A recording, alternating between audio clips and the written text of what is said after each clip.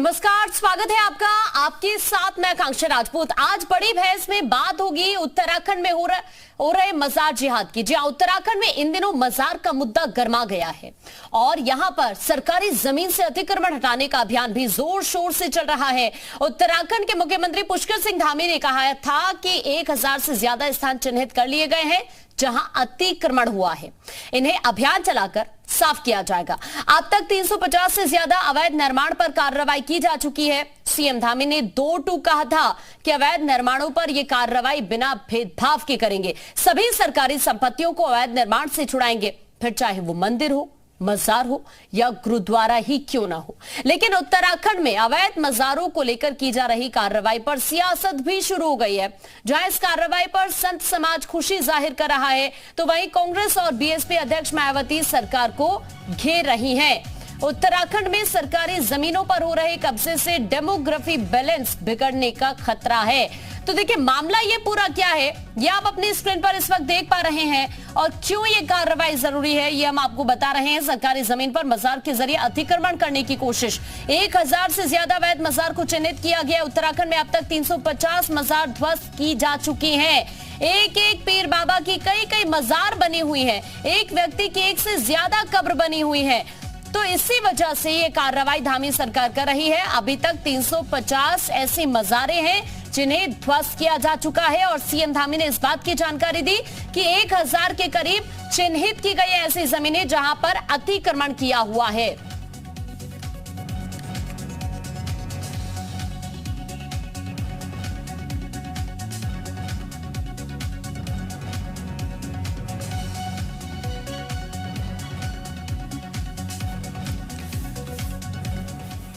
तो इसी मुद्दे पर आज करेंगे बड़ी बहस, लेकिन जो खास मेहमान इस वक्त हमारे साथ जुड़ रहे हैं उनका परिचय मैं आपसे करा दूं। विपिन कैंथुला बीजेपी प्रवक्ता हमारे साथ हैं, एडवोकेट रजिया बेग हमारे साथ मुस्लिम पक्ष से यहां पर जुड़ी हुई हैं। बहुत स्वागत है रजिया जी आपका भी। सबसे पहले मेरा सवाल विपिन जी आप ही से है, कितनी जरूरी इस तरह की कार्रवाई को आप समझते हैं, चाहे वो मंदिर हो या फिर इस तरह की मजारें हो, गुरुद्वारा हो, अगर अवैध कब्जा करके बनाई जाए तो उस पर कार्रवाई कितना जरूरी आपको लगता है?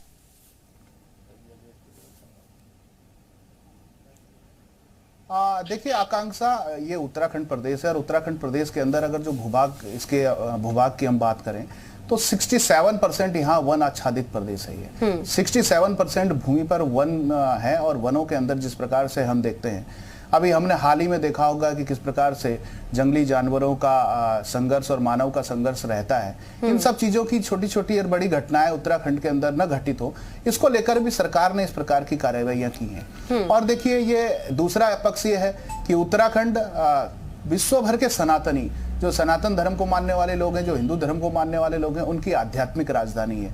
ये बद्री विशाल की धरती है, ये केदार की धरती है, हरिद्वार की धरती है, गंगा के उद्गम की धरती है।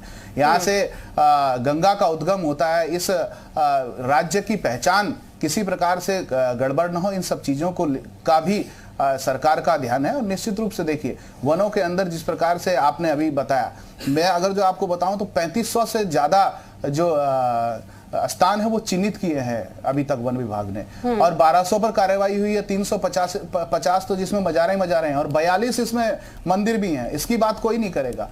इसलिए जो भी अतिक्रमण हो, उत्तराखंड के वनों के अंदर जो भी अतिक्रमण हो, मुख्यमंत्री जी ने साफ किया है कि अतिक्रमण किसी भी प्रकार से बर्दाश्त नहीं होगा, उस पर कार्रवाई होगी। और साफ हमारी सरकार ने साफ कहा है कि जो लोग इसको संचालित कर रहे हैं, जो लोग इसके पीछे हैं, जिन लोगों ने अतिक्रमण किया वो खुद हटा लें। अगर जो खुद नहीं हटाएंगे तो निश्चित रूप से सरकार कार्रवाई करेगी और किसी भी प्रकार से हमारे लिए सभी लोगों की जन हानि ना हो, सभी लोग सुरक्षित रखें, इस ओर भी हमारा ध्यान है। कॉर्बेट के अंदर मैं कहता हूं, मैं तो कोटद्वार का रहने वाला हूं आकांक्षा। कोटद्वार के अंदर, कॉर्बेट के अंदर भी मजारे हैं, तो उसको भी तोड़ने का काम वन विभाग कर रहा है। वहां हाथी हैं, वहां शेर हैं, वहां जंगली जानवर हैं, कोई निवाला ना बने उनका।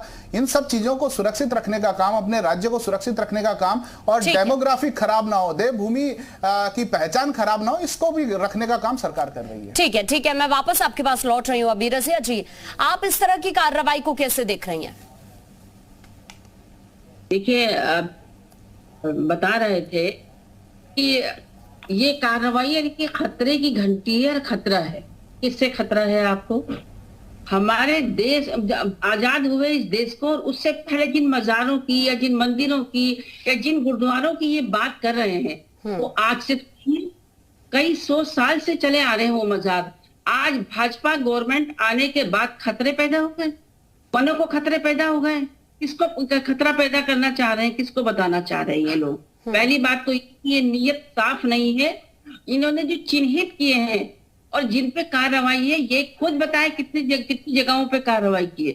मैं बात कहती हूँ आपसे, चाहे वो मंदिर है, चाहे गुरुद्वारा है, या कोई और ऐसा धार्मिक स्थल है, आपको ये अधिकार दे दिया कि आप खतरा पैदा समझ के उसको तोड़ना शुरू कर दे। आप यहाँ इस देश के अंदर कोई कॉन्स्टिट्यूशन बचा? कोई कॉन्स्टिट्यूशन नाम की चीज मुझे नहीं लगती है कि ये भाजपा गवर्नमेंट के सामने जिंदा है। आप मुझे बताइए, आप आज खतरा पैदा हो रहा है? जब भाजपा गवर्नमेंट आई है तब से खतरे पैदा हो रहे हैं, और मजारे जहां पर हैं उनसे जानवरों को खतरा पैदा। विपिन जी जवाब दीजिए, आज ही क्यों दिक्कत हो रही है इस तरह की चीजों से? इनकी बातों का कोई लॉजिक है? कहीं कोई लॉजिक नहीं है। कॉन्स्टिट्यूशन को ये मानने वाले नहीं है। तो सिर्फ कि एक तरफ हमको कार्रवाई करनी है तो वही उन्हीं को चिन्हित किया। बताएं जरा मुझे एक एक चीज ये कि कहाँ कहाँ आपने चिन्हित किए, कहाँ कहाँ पे आपने कार्रवाई की। लेकिन जहाँ किए वो दिख रही है, उसमें लोग एतराज जाहिर कर रहे हैं। ये क्या बात हुई? कई दफे मंदिर हमारे ऐसे होते हैं, लोगों की आस्था है, मैं उनकी आस्था का सम्मान करती हूँ, उनकी आस्था है। आप लेकिन रजिया जी, आस्था का सम्मान होना चाहिए, सभी की आस्था का सम्मान होना चाहिए, लेकिन अगर अवैध कब्जा करके इस तरह की चीजें क्रिएट किए जाएंगे तो वो भी तो गलत होगा ना। फिर आप ये भी तो समझिए ना। अभी विपिन जी इस बात का जिक्र कर रहे थे कि 3500 से ज्यादा जगहों को चिन्हित किया गया है, और अगर अवैध कब्जा करके चाहे वो मंदिर हो या फिर वो मजार हो या गुरुद्वारा हो, अगर इस तरह की चीजें बनाई जा रही है तो वो भी तो गलत है ना। अगर बनाई जा रही है तो बिल्कुल गलत है, अवैध माना जाएगा उसको। अगर वो 2 साल से पहले बनाई गई है, 100 साल जिनको बनाए हुए हैं, उसको कैसे अवैध कब्जा कहेंगे आप? रेट्रोस्पेक्टिव इफेक्ट आपका क्या सब मजारों पे चल रहा है? रेट्रोस्पेक्टिव इफेक्ट कभी कभी हुआ है? आपने बताइए। मैं इनसे एक चीज पूछना चाहती हूँ, जो कॉन्स्टिट्यूशन है हमारा, हमें आस्था को रखने का, उसे मानने का अधिकार है, और हमें कॉन्स्टिट्यूशन ये देता है। तो ये लोग क्या कर रहे हैं? इनके ये सिर्फ बुलडोजर चलाने वाली नीयत ही बना दी है इन्होंने। तो यही बताएं आप, क्या ये लीगल है? कहाँ से लीगल हुआ कि आप बुलडोजर चला देंगे? आप उसका कोई नोटिस देंगे? विपिन जी जल्दी से जवाब दीजिए आप। देखिए आकांक्षा, ये लीगल और इनलीगल की बात कर रही हैं। भाई आप अतिक्रमण कर दीजिए फॉरेस्ट की भूमि पर, आप अतिक्रमण कर दीजिए पंचायतों की भूमि पर, आप अतिक्रमण कर दीजिए रेलवे की भूमि पर। ये कौन सा लीगल पक्ष है भाई? अगर ये कह रहे कि हजारों साल पहले इस देश में बाबर आया और बाबर ने बाबरी मस्जिद बना दी, और उसको तोड़ करके आज आप देखेंगे सुप्रीम कोर्ट ने अपना फैसला दिया। अब लीगल और इनलीगल की बात करते हैं। ये लैंड जिहाद के नाम पर जिस प्रकार से प्रदेश की भौगोलिक स्थिति को बिगाड़ने का काम अगर जो कुछ लोग करना चाहते हैं, तो मुझको लगता है ये लोग उसी सोच के लोगों को प्रश्रय देने का काम नहीं करना चाहते हैं क्या?